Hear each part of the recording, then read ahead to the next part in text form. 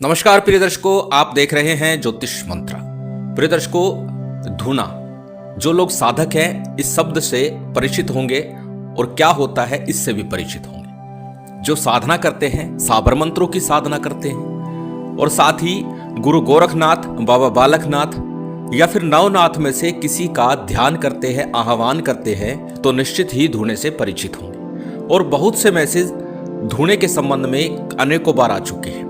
तो आज उसी संबंध में ये जानकारी है कि किस प्रकार से धूना बनाया जाता है, किस प्रकार से चेतन किया जाता है और किस प्रकार से उसकी सेवा की जाती है, किस प्रकार से उसको चलाया जाता है। यही सब जानकारी आज के इस वीडियो में मैं देने वाला हूं। प्रिय दर्शकों, बिना धूने की सेवा के पूर्णता प्राप्त नहीं होती।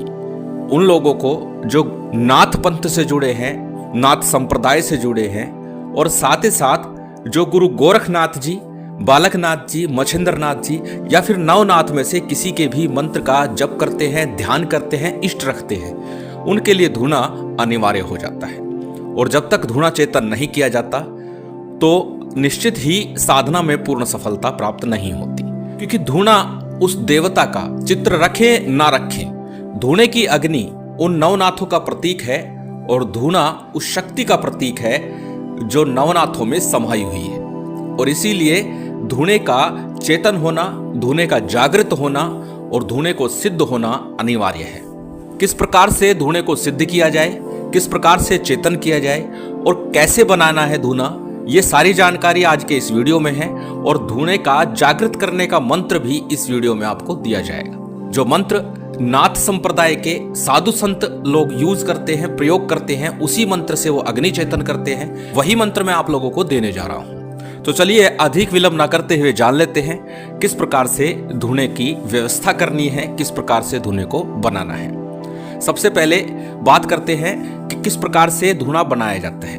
प्रिय दर्शकों, यूं तो बहुत से लोग कह देते हैं किसी मिट्टी के बर्तन में धूना बना ले, लेकिन सबसे अच्छा तो यही है कि घर में कोई कच्चा स्थान हो, अर्थात जहां पर फर्श ना हो, कच्ची सीधे भूमि के ऊपर धूना चेतन किया जाता है। परंतु वैकल्पिक तौर पर यदि धूना की व्यवस्था उस समय नहीं बन पा रही है तो अस्थिर रूप से धूना जहां लगाया जाता है वो स्थिर होता है, वहीं पर धूना सदा सर्वदा के लिए विराजमान हो जाता है, बार बार धूने के स्थान को बदला नहीं जाता। अगर आप साधना कर रहे हैं और व्यवस्था ठीक नहीं हो पा रही तो अस्थिर रूप से भी धूने का निर्माण आप कर सकते हैं, लेकिन वो वैकल्पिक है, स्थायी नहीं है। लेकिन व्यवस्था करें किसी प्रकार से स्थायी करने की। वैकल्पिक के रूप में क्या करें, मिट्टी का एक बड़ा पात्र ले सकते हैं जिसमें हलवाई दही जमाते हैं, इस प्रकार का बड़ा पात्र होता है। को पहले गोबर से और मिट्टी से चारों तरफ लीप ले, गोबर से मिट्टी से चारों तरफ थोड़ा सा लीप ले उसको, और लीप करके उसको सूखने दे। सूखने के बाद में उसे धूने के रूप में आप प्रयोग कर सकते हैं। कैसे? उसके अंदर थोड़ी सी मिट्टी आप लगा दीजिए और मिट्टी लगाने के बाद में उसके ऊपर हल्दी या आटे से, और इसी प्रकार से जब आप सीधे कच्ची भूमि पर धूना स्थापित कर रहे हैं उसमें भी आपको ऐसे करना है। एक गड्ढा खोद लेना है, करीबन गड्ढे का आकार 2.5 फुट का होना चाहिए, 2.5 फुट चौड़ा, 2.5 फुट लंबा अगर गड्ढा खोदते हैं। लेकिन अगर आप मिट्टी का पात्र ले रहे हैं तो वो थोड़ा बड़ा ले लीजिए, जितना बड़ा मिल जाए उसी से आप काम चला लीजिए। और जो गहराई है वह भी 2 से 2.5 फुट कम से कम हो। इस प्रकार से धूने का निर्माण करना है। पहले उसे गाय के गोबर से और मिट्टी से मिलाकर के अच्छे से लीप ले। लीपने के बाद में उसमें थोड़ी सी मिट्टी बिछाए, साफ सुथरी मिट्टी हो, गौशाला की मिट्टी हो, श्रेष्ठतम है। और मिट्टी बिछा करके उसके ऊपर आटे और हल्दी से एक वेदी का निर्माण करना है। जब आरंभ करेंगे इसी प्रकार करेंगे और उसके ऊपर आपको प्रणव अंकित करना है, यानी ओम अंकित करना है, हल्दी से अंकित करना है। हल्दी से जब आप ओम लिख देंगे उसके बाद में उपला, गाय के गोबर का उपला ही श्रेष्ठतम होता है जब आप धूना लगाते हैं। क्योंकि प्रिय दर्शकों, जब आप साधना कर रहे हैं तो व्यवस्था भी थोड़ी बहुत करनी पड़ेगी। अगर किसी कारण से, पहले तो व्यवस्था कीजिए, परिश्रम कीजिए। यदि किसी कारणवश गाय के गोबर की व्यवस्था नहीं हो पाती, उपले की व्यवस्था नहीं हो पाती है, उस परिस्थिति में कोयले की अग्नि का प्रयोग किया जा सकता है, या फिर जो भी उपला आपको मिल जाए उसका प्रयोग करें। परंतु श्रेष्ठतम है गाय के गोबर का उपला। जब आप अच्छे से लीप लेंगे, वेदी बना लेंगे और वेदी के ऊपर आपने ओम अंकित कर दिया और उसके बाद में आपको सबसे पहले 5 ऊपले लेने हैं। यदि आपके धुने का साइज सही है, आकार में सही है, तो पूरे 5 ऊपले लगाइए। अगर आकार छोटा है तो उसमें क्या करना है, एक ऊपले से 5 टुकड़े कीजिए और उन 5 टुकड़ों को लगाइए। कहने का तात्पर्य यह है कि संख्या आपकी 5 के रूप में अवश्य हो। और जब आपके धुने का पूरी तरह से निर्माण हो जाए तो आसपास अच्छे से साफ सफाई पुनः कर दीजिए, क्योंकि जब आप बनाएंगे तो साइड में मिट्टी बिखरेगी, कहीं कुछ बिखरेगा, तो उसको पूरी तरह से साफ सुथरा कर दीजिए। और भविष्य में भी यह ध्यान रखना है कि धुने के आसपास किसी प्रकार की गंदगी ना हो, पूर्णतः स्वच्छता हो। जैसे कि आप मंदिर में साफ सफाई करते हैं, धुना साक्षात उस देव का प्रतीक है, इसलिए वहां भी साफ सफाई का पूर्ण ध्यान रखिए। साथ ही एक जो धारणा है और जो सत्य भी है कि धुना स्थायी तौर पर चेतन रहना चाहिए। तो जो लोग अस्थायी तौर पर धुना स्थापित कर रहे हैं या शुरू में साधना के क्षेत्र में हैं, तो वो प्रातःकाल और संध्या काल यानी एक बार सुबह और एक बार शाम को धुने की अग्नि थोड़ी प्रज्वलित कर ले। तो अच्छा तो ये रहता है कि धुने की राख कभी ठंडी नहीं होनी चाहिए, परमानेंट स्थायी तौर पर उसमें गर्माहट होनी चाहिए, अर्थात थोड़े बहुत अग्नि का अंश उसमें रहना चाहिए। लेकिन फिर भी यदि आप करना चाहते हैं सेवा और व्यवस्था इस प्रकार की नहीं बन पा रही है, तो जो बन पाती है वह भी श्रेष्ठ है। और सुबह शाम थोड़ी सी अग्नि प्रज्वलित करके भी आप धुने को चेतन करते हैं, तो भी आपकी साधना सिद्धि में सफलता के मार्ग प्रशस्त होते हैं, शीघ्रता से सिद्धियां प्राप्त होती हैं और निश्चित ही नवनाथ की कृपा भी बन जाती है। चलिए पहले जान लेते हैं कि धुने को चेतन करने के लिए किस मंत्र का प्रयोग करना है।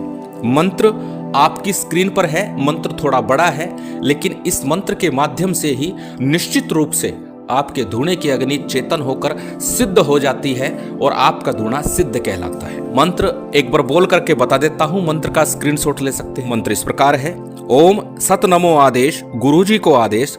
ओम गुरुजी प्रथम सिमरू श्री शंभुजति गुरु गोरखनाथ जी को, हाटनाथ जी बाठनाथ जी, 2 चेले अंगसंग भरतरी प्रचंड, अगन का कोट धुएं का कोला, ना फूके धरती ना फूके आकाश, धूनी माई का हुआ प्रकाश, कीड़े मकोड़े जीव जंतु मुक्ति फल पावे, 5 कोस आगे 5 कोस पीछे, 5 कोस दाएं 5 कोस बाएं, 20 कोस की रिद्धि सिद्धि ला धूनी माई, गुरु गोरखनाथ जी महाराज की दुहाई।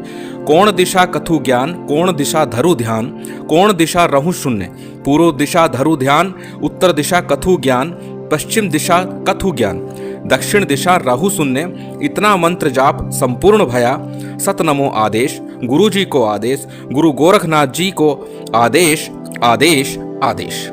जैसे कि बताया मंत्र थोड़ा बड़ा है, इसे अच्छे से पूर्ण रूप से कंठस्थ कर लीजिए। प्रिय दर्शकों, जरूरी नहीं है जब हम सिद्धि विधान करें तभी मंत्र कंठस्थ हो। रोज रोज जब आप धुना प्रज्वलित करेंगे और फिर लिखा हुआ देख करके पढ़ेंगे तो ध्यान कहां से लगेगा। इसलिए पहले मंत्र को कंठस्थ कर लेना और जब आप धुना चेतन करें तो इस मंत्र का मात्र 11 बार आपको जप करना है। 11 बार इस मंत्र से आपको जप करना है और जप करने के बाद जब अग्नि पूर्ण रूप से चेतन हो जाए, अग्नि प्रज्वलित हो जाए, तो जो भी भोग सामग्री रखी हुई है वो आपको भोग लगाना है। नित्य प्रति जो भी भोजन बनता है उसका भोग भी धुने पर लगाया जाता है। साधु संत महात्माओं के लिए नियम तो यही है कि वो अपना खाना भी धुने पर ही बनाते हैं। चाय बनानी हो, दूध गर्म करना हो, खाना बनाना हो, सब कुछ धुने पर चलता है। और जैसे ही भोजन तैयार होता है, दूध तैयार है, चाय तैयार है, तो सबसे पहले धुने पर ही भोग लगाते हैं, थोड़ा सा अग्नि में डालते हैं और साथ ही जैसे चाय बनाई है तो थोड़ी सी चाय एक गिलास में उसके पास धुने के पास रख दी जाती है। परंतु आप साधक हैं, गृहस्थ हैं, तो आपको क्या करना है, जो भी भोग सामग्री या जो भी भोजन आप बनाते हैं 5 बार भोग आपको लगाना है। परंतु जिस दिन आप प्रथम दिन धुने की व्यवस्था करेंगे, धुने को चेतन करेंगे, उस दिन आपको रोट का भोग लगाना है। रोट चूरमे का भोग लगाना है। गुड़, घी और गेहूं के आटे से बना चूरमा, कई जगह मलीदा कहा जाता है, तो आप समझ लीजिए आपके क्षेत्र में इस चीज को क्या कहा जाता है। चूरमे का ही भोग मुख्य रूप से नवनाथों को लगाया जाता है। और जब भी आप भोग लगाएंगे तो 5 बार भोग आपको लगाना है। मंत्र प्रतिदिन संध्या काल, प्रातः काल जब आप धूणा चेतन करेंगे तो इस मंत्र का 11 बार आपको जप करना है। इस प्रकार से धूणा चेतन होता है। साफ सफाई का पूरा प्रबंध रखना है और चिमटा, धूणा अगर लगाते हैं तो चिमटा भी आपको लगाना है। चिमटे लगाने के लिए भी मंत्र होता है कि चिमटा कैसे लगाया जाए, किस प्रकार लगाया जाए, वह विधि भी अगले वीडियो में देने का प्रयास करूंगा। प्रिय दर्शकों, धूणा मुख्य रूप से उन्हीं लोगों के लिए है जो गुरुमुख हो चुका हो, अर्थात गुरु से दीक्षा ग्रहण की हुई हो और फिर मंत्र का जप करता हो। वो लोग विशेष रूप से धूणा लगा सकते हैं। जब आप धूणे की सेवा में लग जाएंगे तो अन्य किसी प्रकार के मंत्र जप की आवश्यकता नहीं रहेगी। पूर्व में एक मंत्र दिया हुआ है, इस मंत्र का भी नित्य प्रति मात्र 11 बार भी अगर आप जप करते हैं तो भी शीघ्रता से आपको सिद्धियां प्राप्त होने लगती है।